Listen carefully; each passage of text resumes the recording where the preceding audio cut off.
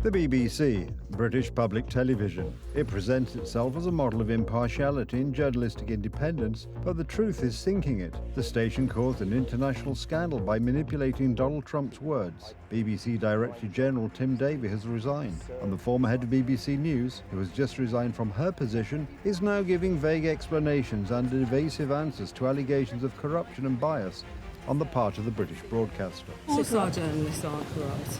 Our journalists are hard-working people who strive for impartiality, and I will stand by their journalism. Is there institutional bias at the BBC? There is no institutional bias. Mistakes are made, but there's no institutional bias. But this desperate attempt at defence collapses like a house of cards when we trace the station's perfidious manipulation. This concerns a documentary about Donald Trump shown on Panorama, in which the authors edited his statement from the 6th of January 2021, from his first presidency, on the day of the attack on the Capitol. This is the statement by Trump that the BBC showed. We're going to walk down to the Capitol, and I'll be there with you, and we fight. We fight like hell. And that was the original statement by the American president. We're going to walk down to the Capitol, and we're going to cheer on our brave senators and congressmen and women. I was not at all surprised when I learned that the BBC had deliberately edited President Trump's speech to put him in a bad light. Unfortunately, this is quite typical of the English-speaking, that is, British and American, mainstream media. Recent studies show that President Trump's first 100 days were portrayed negatively 92% of the time on American television. The BBC manipulated Trump's statements by editing them in such a way as shown by the BBC. We're going to walk down to the Capitol, and I'll be there with you, and we fight.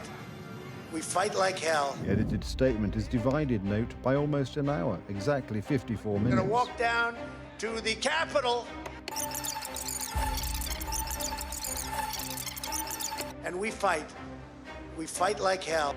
On the surface, the second part of Trump's speech was not about the Capitol, but about fighting for the most important values. Donald Trump very clearly sticks to a conservative line, tells it like it is, describes the world as it really is, and that is why he is sometimes brutally attacked, as was the case with the British broadcaster BBC. Now that broadcaster is in trouble and Donald Trump is winning. The whole world knows it and increasingly agrees with Trump. The BBC chairman apologised for the mistake in a special letter, but according to the White House, it was not a mistake but a premeditated act aimed at discrediting the Republican, who defends values that are attacked on a daily basis by the left liberal media in Great Britain, Europe and the United States. W ostatnich miesiącach Trump wytoczył kilka głośnych procesów przeciw... In recent months, Trump has filed several high-profile lawsuits against leading television stations and news agencies in the United States. And already in two of them, ABC and CBS, they had to pay Trump tens of millions of dollars for manipulating the news in order politically to attack Trump.